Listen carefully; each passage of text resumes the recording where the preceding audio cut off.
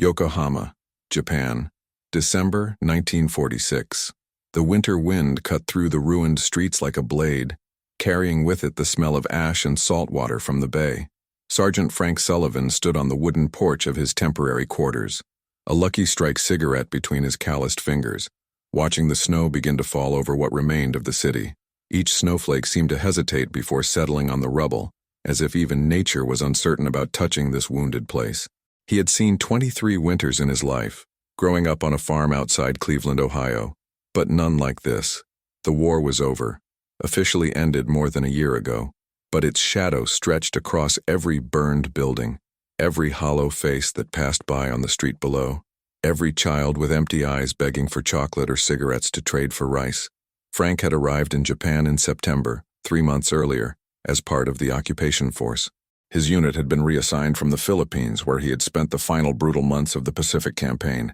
He had seen combat at Luzon, had watched friends die in the mud, had killed men whose faces he still saw when he closed his eyes.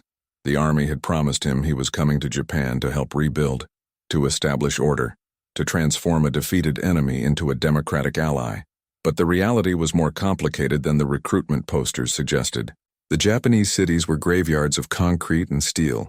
Yokohama had been hit particularly hard by the firebombing campaigns of 1945. Entire neighborhoods had been reduced to ash. The population was starving, desperate, broken.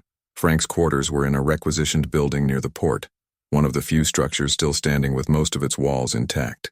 He shared the space with 3 other soldiers, but tonight they were all out, probably at one of the bars that had sprung up to serve the occupation forces. Frank preferred the quiet. He had seen enough chaos. He drew on his cigarette and watched the snow accumulate on the skeleton of a building across the street. Someone had hung laundry between 2 remaining support beams, shirts and pants flapping in the wind like flags of surrender. He wondered who lived there, in the ruins. He wondered how they survived. That night, as he prepared to go inside, stamping out his cigarette and pulling his jacket tighter against the cold, he heard it, a sound so faint he almost missed it beneath the whistle of the wind. A whimper, a sob choked back, a sound of pure desperation.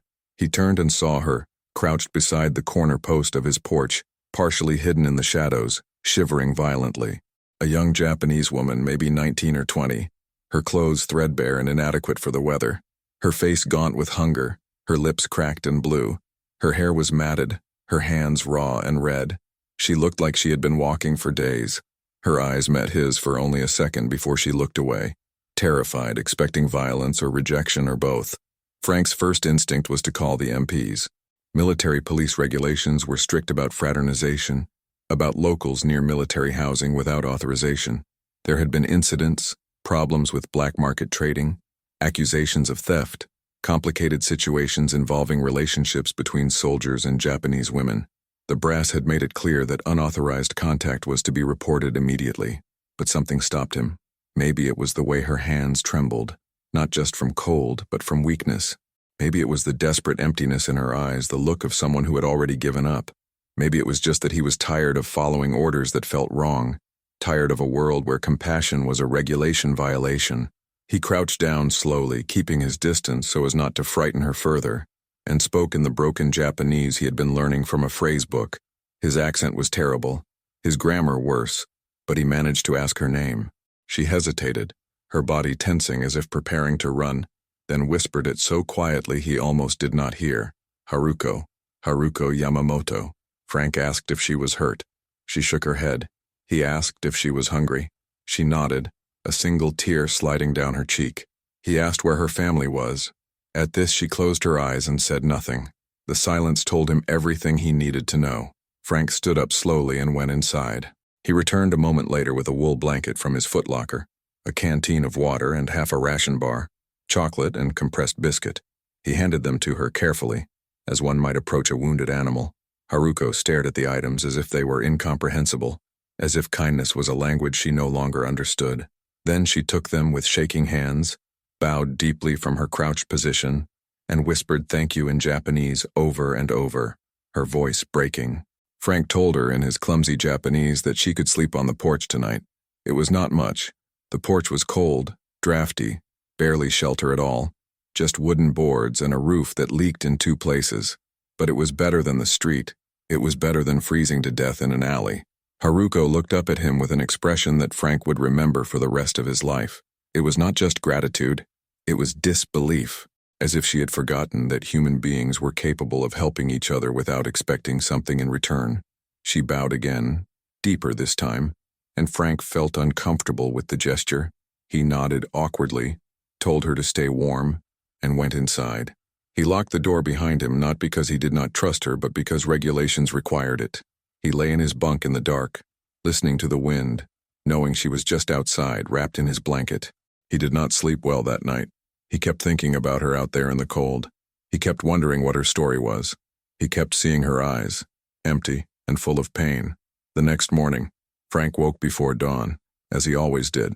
Years of military routine had made it impossible for him to sleep past 5 in the morning. He dressed quietly, careful not to wake his bunkmates who had stumbled in sometime after midnight reeking of cheap whiskey. He opened the door expecting to find the porch empty, expecting that Haruko had moved on during the night. But she was still there, sitting with her back against the wall, the blanket wrapped tightly around her shoulders, her eyes closed. For a moment, he thought she might be dead, frozen during the night. But then she stirred, opened her eyes, and saw him. She immediately began to stand, to bow, to apologize for still being there. Frank held up a hand and told her to wait. He went back inside and gathered what he could spare from his rations. A tin cup of coffee still hot from the pot on the small stove they kept running, 2 slices of bread, a small tin of jam, an apple that had come in a care package from his mother. He brought it all out to her and set it on the porch railing. Haruko stared at the food with wide eyes. She reached for the coffee first, wrapping both hands around the warm metal cup as if it were the most precious thing in the world. She drank slowly, savoring each sip. Then she ate the bread, carefully, methodically, as if each bite was something to be remembered. She ate the apple core and all. Nothing was wasted. They did not talk much. His Japanese was limited to basic phrases.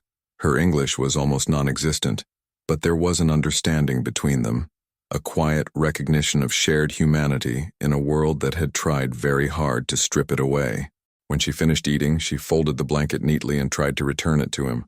Frank shook his head and told her to keep it. She bowed again, tears in her eyes. That evening, when Frank returned from his duties at the port where he was supervising the unloading of supply ships, she was still there. She had swept the porch. She had arranged the blanket into a neat square in the corner. She stood when she saw him, bowed, and said thank you in careful English. Frank realized she had been practicing the words all day. He told her she could stay another night, and then another. Days turned into a week. Frank fell into a routine. Every morning he brought her breakfast. Every evening he brought her dinner. He brought her a spare coat from the supply depot, claiming he had lost his. He brought her a pair of boots that were too big but better than the torn cloth shoes she had been wearing. He brought her soap and a towel. She kept the porch immaculately clean. She folded the blanket every morning. She bowed every time he appeared.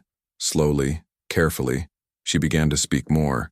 Her English improved day by day. She told him, in fragments, her story. She had been married at 17 to a soldier named Takeshi. It had been an arranged marriage common in Japan, but she had grown to care for him. He was kind to her. He wrote her letters from the front. Then, in early 1945, the letters stopped. Months later, she received official notification that he had been killed in the Philippines in the fighting at Manila. By then, the war was reaching its terrible conclusion. The firebombing campaigns had begun. Haruko's family lived in Tokyo. On the night of March 9, 1945, American B-29 bombers dropped incendiary bombs across the city. The firestorm killed over 100,000 people in a single night. Haruko's parents, her 2 younger brothers, her grandmother, all died in the flames. Haruko survived only because she had been in Yokohama that week, staying with an aunt. But the aunt's home was destroyed in a subsequent bombing raid. The aunt died. Haruko was alone. She spent the summer and fall of 1945 in a refugee camp, a nightmare of disease and hunger. When the camp closed in early 1946, she was turned out with nowhere to go. She tried to find work, but jobs were scarce, and Japanese society looked down on widows without family. She had been wandering for weeks, sleeping in ruins, eating whatever she could find or beg. By the time she found Frank's porch, she had not eaten in 3 days. She had been planning to walk into Yokohama Bay and drown herself. She had decided that death was better than the slow starvation and despair. But then she had seen the light from Frank's quarters, had seen him standing there, and something had made her stop. Some last desperate hope. Frank listened to all of this over the course of many evenings, sitting on the steps while she sat on the porch, the language barrier making the story come out in pieces, like a puzzle assembled slowly. He did not know what to say. What could anyone say to that much loss? He told her he was sorry. He told her that the war had been hell for everyone. He told her that he hoped things would get better. She thanked him and said that things were already better, because of him. Frank did not feel like a hero. He felt like a guy who had given a hungry person some food. But to Haruko it was everything. Other soldiers noticed. Frank's bunkmates asked questions. Who was the Japanese girl on the porch? What was Frank doing? Was he stupid? Did he know the kind of trouble he could get into? Some made crude jokes, suggesting that Frank was getting something in return for his charity. Frank ignored them. A few soldiers were more sympathetic. One, a guy from Brooklyn named Eddie, told Frank he was doing a good thing. Another, a corporal named Harris, warned him that the MPs were cracking down on fraternization and that Frank should be careful. Frank appreciated the concern, but he did not care. He had spent 2 years watching people die, watching cities burn, watching humanity at its worst. If he could keep one person alive, maybe that meant something. Maybe it balanced the scales just a little. One evening in late December as Christmas approached, Frank sat on the steps smoking while Haruko sat wrapped in her blanket. The snow had stopped, but the air was bitterly cold. Frank had managed to get her a second blanket and a pillow. It was not much, but it was something. They sat in comfortable silence for a while. Then Haruko spoke, in halting but improving English. She told him that he had saved her life, that she had been ready to die the night he found her, that his kindness had given her hope again, had reminded her that the world still had good people in it. She told him that she would never forget what he had done, that she would carry it with her always. Frank did not know what to say. He was not good with emotional conversations. He stubbed out his cigarette and told her that she did not owe him anything, that anyone would have done the same. But they both knew that was not true. Hundreds of people had walked past her in the streets of Yokohama. Hundreds of soldiers had seen desperate Japanese women and looked away. Frank had not. That made all the difference. Haruko reached out and touched his hand briefly, a gesture of gratitude, and then pulled back, aware that even that small contact was risky. Frank nodded and told her to get some sleep. He went inside feeling something he had not felt in a long time, a sense of purpose beyond survival. A few days later, Frank introduced Haruko to another soldier in his unit, Private William Williams. Bill was from a small town in California, a place called Fresno. He was 24, quiet and steady, with an easy smile and a gentle demeanor. He had been a mechanic before the war and had served in the motor pool, keeping jeeps and trucks running. He was planning to stay in Japan a bit longer after his service ended, maybe finding work with the reconstruction effort or one of the civilian contractors.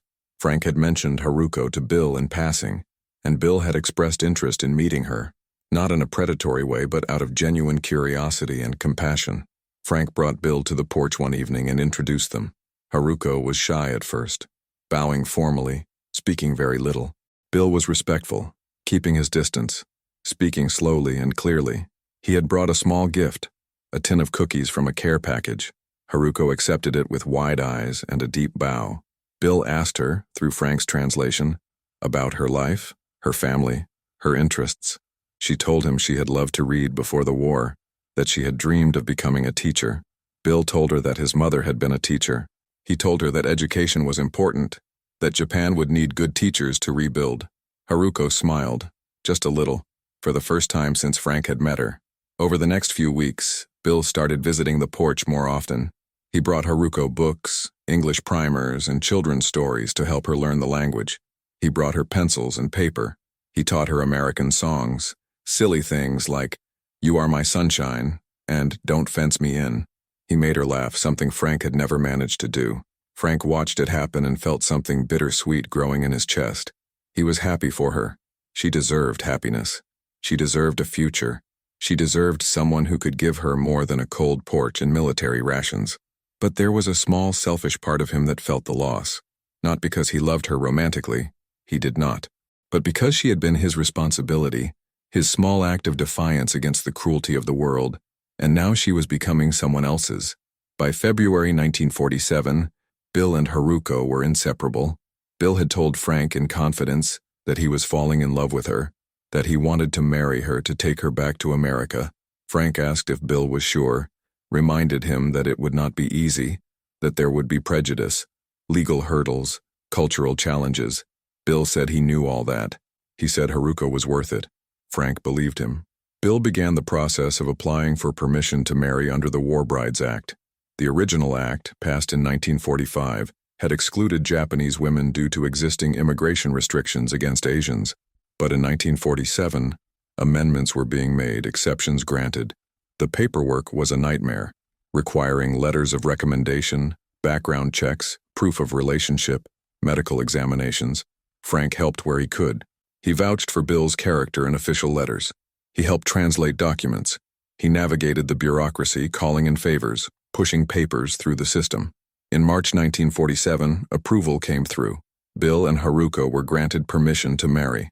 The ceremony took place on a sunny morning at the base chapel, a small wooden building that had been hastily constructed for the occupation forces. Haruko wore a borrowed dress, pale blue, that one of the nurses had lent her. Bill wore his dress uniform, pressed and perfect. Frank stood as a witness along with Eddie from Brooklyn and a chaplain's assistant. There were maybe 10 people total at the ceremony. The chaplain, a kind man from Georgia, spoke about love and hope and new beginnings. Bill and Haruko exchanged vows. Bill in English, Haruko in carefully practiced English phrases.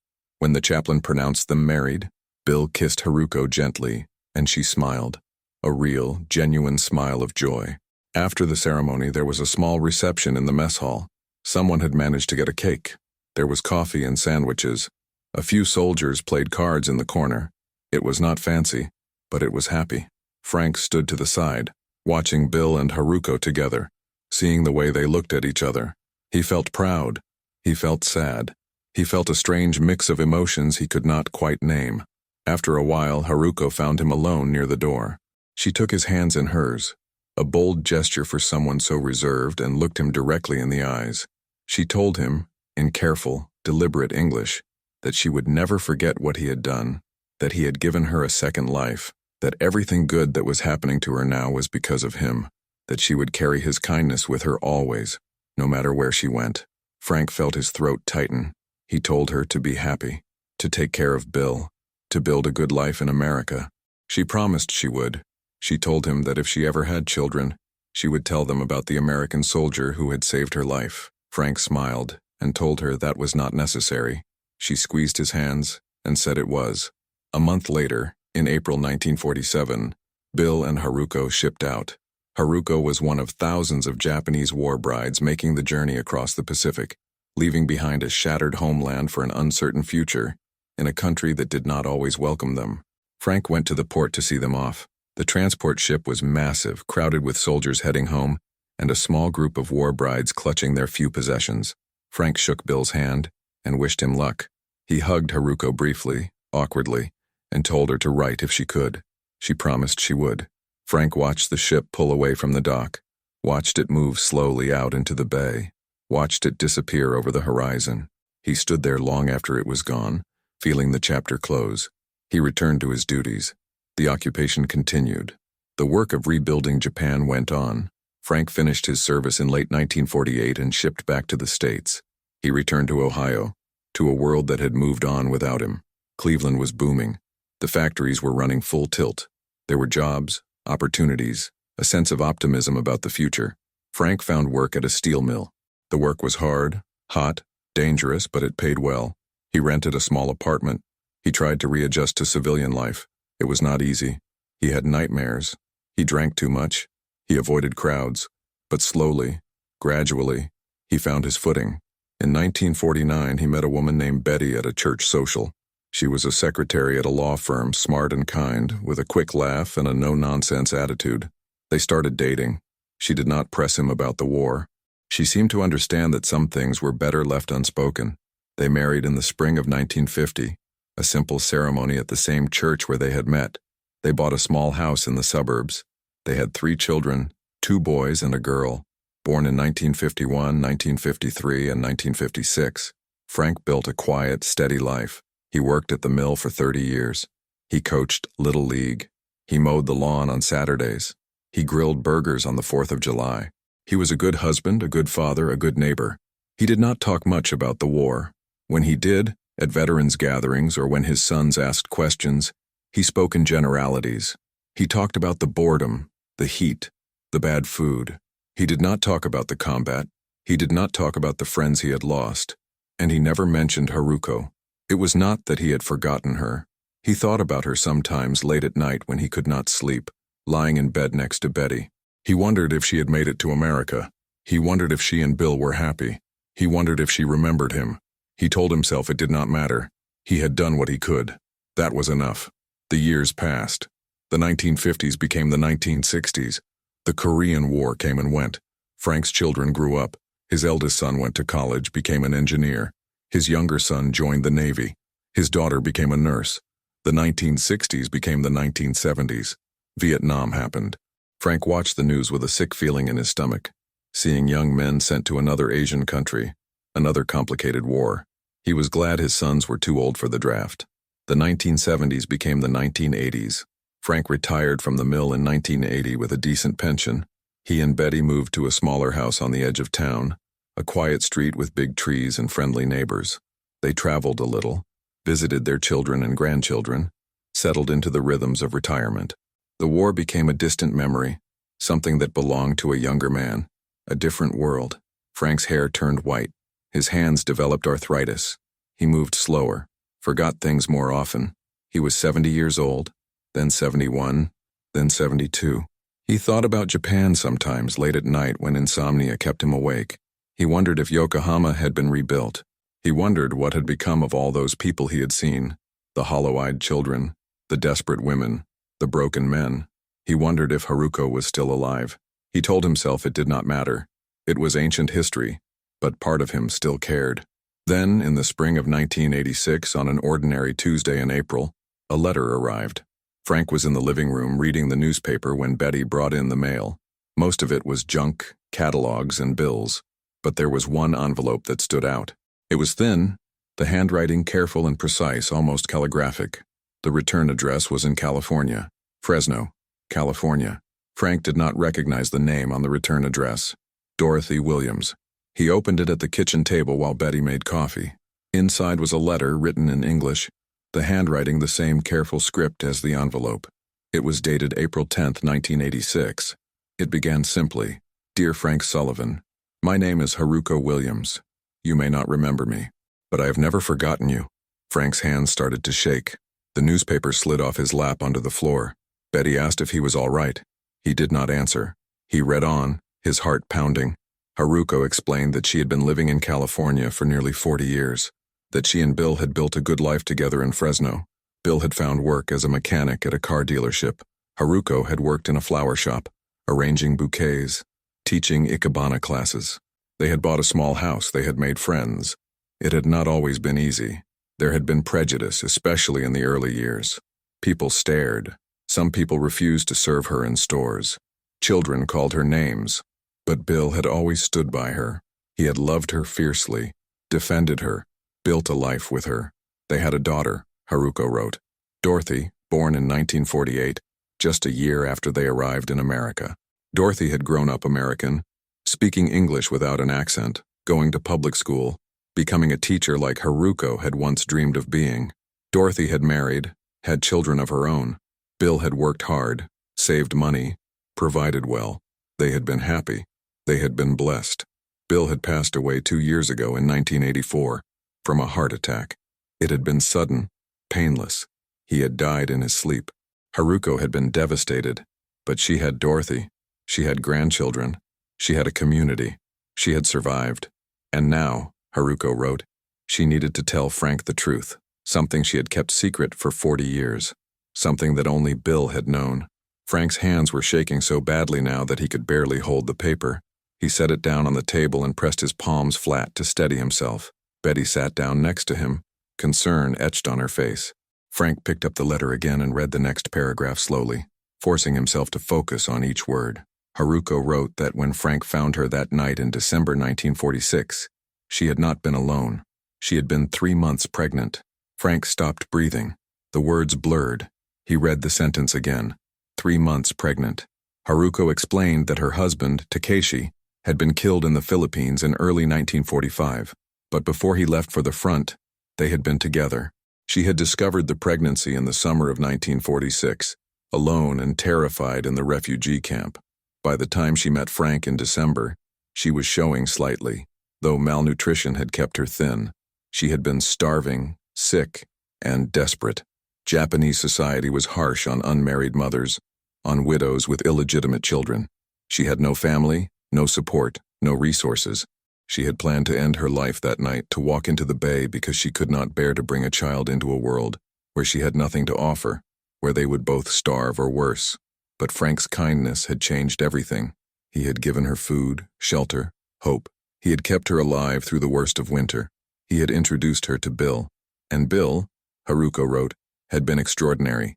When she finally told him about the pregnancy, expecting rejection, he had simply asked if she wanted to keep the baby. She said yes, and Bill said then they would keep the baby together. He married her knowing she was carrying another man's child. He never wavered. He never treated the child as anything less than his own son. Frank's vision blurred with tears. He wiped his eyes and kept reading. Haruko wrote that the child, a boy, had been born in May 1947, just weeks after she and Bill arrived in America. They named him Thomas. Tommy. Bill had loved him fiercely from the first moment. He had stayed up nights when Tommy cried. He had changed diapers. He had taught Tommy to walk, to ride a bike, to throw a baseball. He had gone to every school play, every parent-teacher conference, every graduation. He had been a father in every sense of the word. Tommy had grown up healthy and strong. He had been a bright, curious child. He had loved books, loved learning. He had gone to college, become a teacher like his mother had dreamed. He had married a wonderful woman named Linda. They had 2 children, a boy and a girl. Tommy had lived a full, good life. And then, Haruko wrote, in 1983, Tommy had died in a car accident. He was 36 years old. A drunk driver had run a red light. Tommy had been killed instantly. Linda and the children survived with minor injuries. It had been the worst moment of Haruko's life, worse even than losing her family in the war. Bill had held her through the grief. They had helped Linda raise the grandchildren. They had survived somehow. But the loss never went away. And then Bill died the following year, and Haruko had been left with her memories, her grief, and a need to tell the truth. She wrote that after Tommy's death, and then Bill's, she had spent a long time thinking about her life, about the moments that had shaped it, about the choices that had led her to where she was. And she realized that everything good that had happened to her, every moment of joy, every person she had loved, had begun on that porch in Yokohama, with Frank. She wrote that she wanted him to know that his kindness had not just saved her life, it had saved Tommy's life. It had given him 36 years of love, laughter, education, family, children. It had created a whole world that would not have existed otherwise. She wrote that Tommy had been a kind man, a good man, patient and compassionate. He had volunteered at literacy programs. He had mentored struggling students. He had been the kind of person who made the world better. And Haruko believed deeply that he had inherited that goodness from the stranger who had shown his mother mercy when no one else would.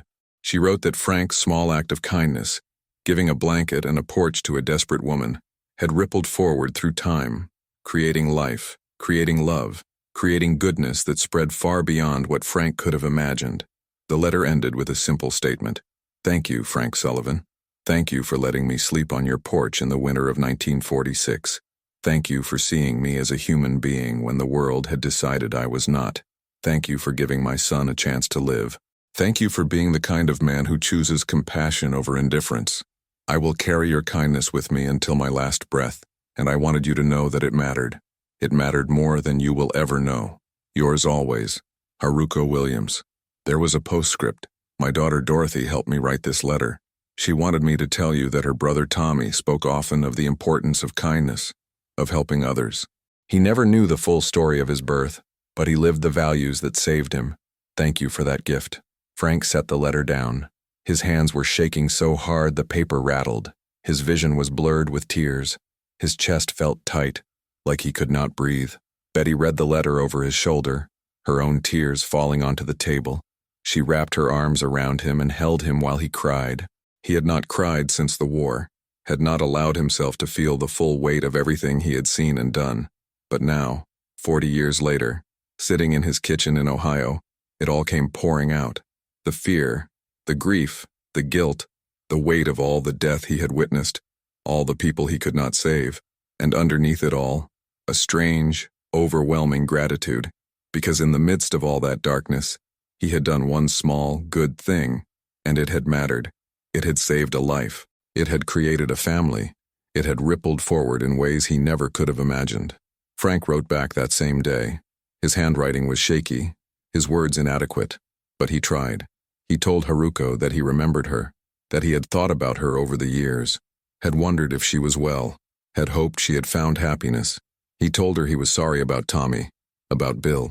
He told her that he had never known about the pregnancy, but that he was glad, so profoundly glad that she had found Bill, that Tommy had lived, that she had built a life. He told her that her letter had given him something he did not know he needed, a sense that maybe despite everything, despite all the death and destruction he had been part of, he had made the world a little bit better. He told her that he would treasure her letter for the rest of his life. They exchanged letters for the next few years.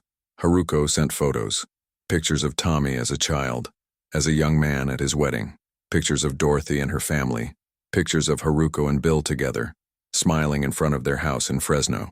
Frank sent photos of his own family, his children and grandchildren. He told Haruko about his life, his work at the mill, his years in Ohio. He told her that he had never forgotten Japan, never forgotten that winter.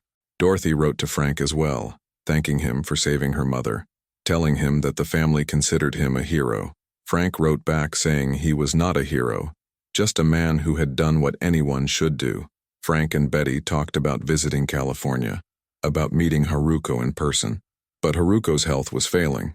She had developed heart problems, diabetes. Travel was difficult. They planned a trip for the spring of 1989, but in March of that year, Dorothy wrote to tell Frank that Haruko had passed away peacefully in her sleep. She had been holding Frank's letters when she died, Dorothy wrote. She had wanted them close. The funeral was small, family and close friends. Dorothy sent Frank a program from the service. There was a photo of Haruko, elderly but still beautiful, smiling gently. There were words about her life, her strength, her kindness, her love for her family. Frank kept those letters in a box in his closet, along with his war medals and a few other mementos from Japan. He never spoke about them publicly. He did not seek recognition or praise. But sometimes when his grandchildren visited, when they asked about the war, about what he had done, he would tell them a story, not about combat, not about death, but about a cold night in Japan, about a young woman who had lost everything, about a porch that became a sanctuary, about the small choices that ripple outward in ways we can never predict or control. He told them that kindness is not about grand gestures or heroic acts. It is about seeing someone who is suffering and choosing not to look away. It is about giving what you can, even when it is not much, even when it costs you something, because sometimes a blanket and a porch and a few meals are enough to save a life. And sometimes saving one life means saving a whole world. He told them that we never know the full impact of our actions, that a moment of compassion can echo forward through time, creating ripples that touch people we will never meet, in ways we cannot imagine. Frank Sullivan passed away in the autumn of 1994 at the age of 71. He died at home, in his sleep, with Betty beside him. At his funeral, his family read excerpts from Haruko's letter. They spoke about the man he had been, not just to them but to a stranger on the other side of the world. They spoke about the legacy of compassion he had left behind, about the lives he had touched, about the quiet heroism of choosing kindness in a world that often rewards cruelty. His grandchildren spoke about the stories he had told them, about the lessons he had taught them, about the importance of seeing the humanity in everyone. And in California, in a small cemetery near Fresno, there is a gravestone for Haruko Williams, born Haruko Yamamoto in Tokyo in 1927, died in Fresno in 1989. Next to her rests her husband, William Williams, 1922 to 1984. Nearby, their son, Thomas Williams, 1947 to 1983. On Haruko's stone, beneath her name and dates, there is a single line, added by her daughter Dorothy after her mother's death. Haruko had requested it specifically, had written it down in her final days. She wanted the world to know. She wanted future generations to understand. It reads simply in English and in Japanese. Saved by kindness. Yokohama, 1946. The grandchildren visit sometimes Tommy's children, now adults themselves with children of their own. They bring flowers. They tell their own children the story of their great-grandmother, the war bride who survived, because a stranger chose compassion. They tell the story of Frank Sullivan, the American soldier who gave a blanket and a porch to a desperate woman and changed the course of history for an entire family. They teach their children that small acts of kindness matter, that we are all connected, that our choices ripple forward in ways we cannot always see. And somewhere in Ohio, Frank Sullivan's grandchildren do the same. They visit his grave. They remember his stories. They teach their own children about the importance of compassion, of seeing the humanity in others, of choosing kindness even when it is difficult, even when it costs something. They carry forward the legacy of a man who never considered himself a hero, who simply saw someone suffering and chose not to look away. The story lives on, passed down through generations, a reminder that in the darkest moments of history, in the aftermath of terrible wars and unimaginable destruction, individual acts of human kindness can create light. That one person, with limited resources and no expectation of reward, can save a life, can create a family, can change the world in small but profound ways. That we are all capable of being that person. That every day presents us with choices about how we treat others, about whether we see their suffering or look away, about whether we offer what we can or close our hearts. The porch in Yokohama is long gone, demolished, and rebuilt many times over as Japan rose from the ashes to become one of the world's great economic powers. But the memory remains, the story remains, the lesson remains, that kindness matters, that compassion is not weakness, but strength, that in choosing to help one person, we may be helping countless others we will never meet, that the ripples of our actions extend far beyond what we can see, that we are all connected, across oceans and decades, through the simple, profound act of recognizing each other's humanity. If this story moved you, if it reminded you of the power of compassion and the importance of kindness, consider subscribing to our channel for more incredible true stories of humanity and hope. Leave a comment sharing your thoughts or your own experiences of kindness given or received. Hit the like button to help us share these stories with more people who need to be reminded that goodness still exists in the world, that individual actions matter, that we can all make a difference in someone's life.